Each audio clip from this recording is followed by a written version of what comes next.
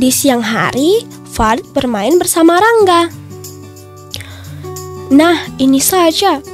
Farid menggeleng. Jangan yang itu dong, itu mobil-mobilan dari Iko. Justru itu, ini yang baru. Aku pengen mainkan juga. Ya. Di tanah lapang, Farid dan Rangga pun seru-seruan saat giliran Rangga, ia tidak sengaja mengarahkan mobilnya ke sungai. Biar mobil Farid jatuh ke sungai dan hanyut. Seketika Rangga gemeteran. Ya ampun Farid, maaf ya, aku sungguh tidak sengaja, maafkan aku. Farid tidak menjawab. Ia lari pulang dengan perasaan marah. Farid menggerutu di sepanjang perjalanan.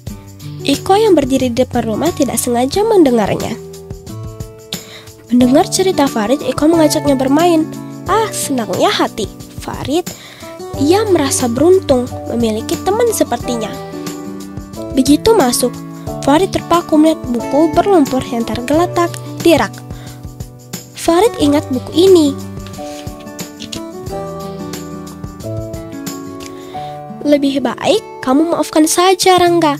Sekarang pasti sedang kepikiran, saran Iko. Farid hanya diam. Ia jadi kepikiran dengan Rangga. Rangga teman baiknya sejak kecil. Ia sering mengajari Farid pelajaran yang sulit dimengerti sampai Farid paham. Buku itu benda, sementara kamu itu temanku. Aku tidak mau merusak pertemanan kita gara-gara benda.